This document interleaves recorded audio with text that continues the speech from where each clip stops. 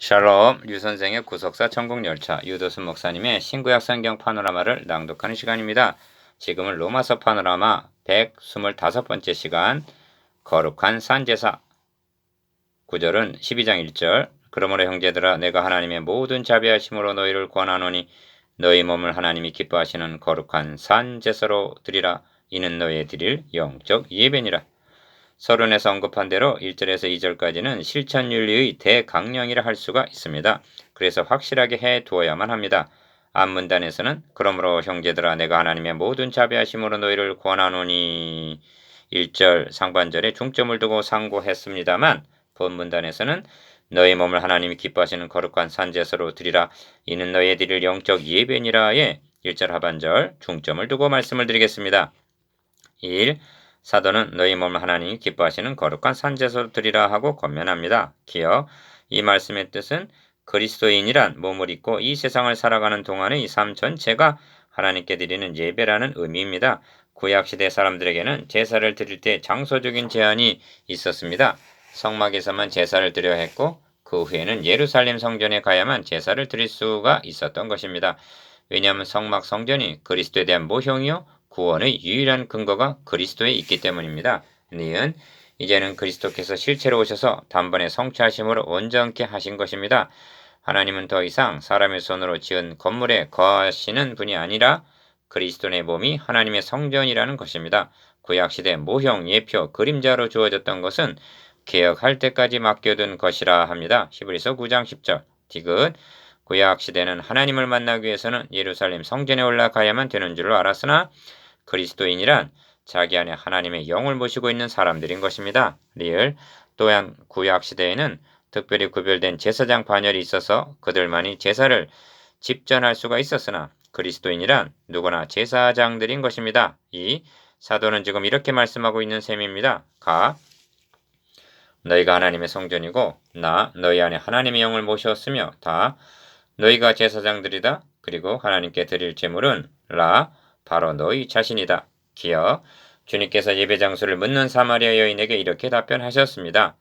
여자여 내 말을 믿으라. 이 산에서도 말고 예루살렘에서도 말고 너희가 아버지께 예배할 때가 이르리라. 아버지께 참으로 예배하는 자들은 신령과 진정으로 예배할 때가 오나니 곧 이때라. 아버지께서는 이렇게 자기에게 예배하는 자들을 찾으시느니라. 요한복음 4장 21절에서 23절. 니은 그럼에도 불구하고 오늘까지도 예수 그리스도께서 하신 말씀의 참뜻과 의문이 아닌 영의 새로운 것으로 섬기는 7장 6절 새 언약의 영광스러움을 인식하지 못하고 있는 사람들이 많은 것 같습니다. 오늘날도 예배당에서만 예배드리는 줄로 알고 주일만 예배드리는 날이요 목사만 예배를 인도하는 자로 인식하고 있다면 주님 당시 외식하는 서기관들과 바리새인들과 다를 바가 없을 것입니다. 디귿 그렇습니다. 하나님께서는 지금도 신령과 진정으로 예배하는 자들을 찾고 계심이 분명합니다. 그러나 우리들은 하나님께 예배하는 것을 어떤 장소에 국한시키고 어느 한 날로 제한하고 있는 것은 아닌지요? 3. 그렇다면 삶 전체가 하나님께 드리는 예배라는 것이 어떻게 가능하단 말입니까? 기억. 이것은 아무에게나 주어진 권면이 아니라 그 몸을 하나님의 성전으로 삼으시고 그 속에 하나님의 영을 모신 사람에게만 가능한 특권인 것입니다. 여러분은 주와 합하는 자는 한 영인이라 하신 말씀을 믿으십니까? 고린도전서 6장 17절. 그리고 여러분이 그러한 사람임을 인식하고 있습니까? 그러면 어떻게 해서 주와 합하여 한 영을 이룬다는 것이 가능하게 되었는지 말해 줄 수가 있습니까?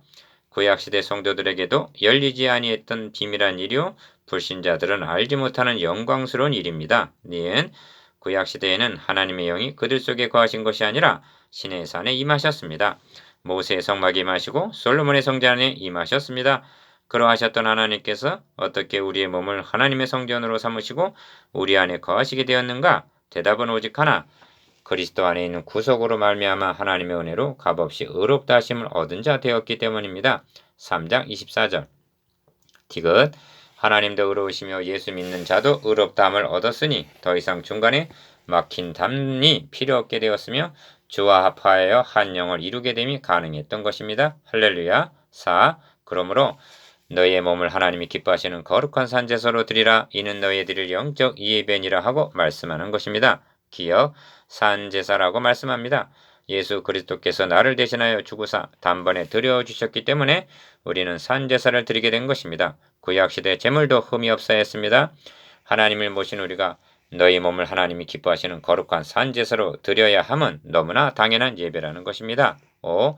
그리스도의 제자가 된 자의 삶을 희생적인 측면에서만 바라보고 희생적인 면만을 강조함은 올바르게 인식한 것은 못됩니다. 기억, 물론 그리스도의 제자가 된 삶은 희생적인 삶입니다. 그러나 그들에게는 다른 사람들이 알지 못하는 기쁨과 감사와 감격이 있는 것입니다.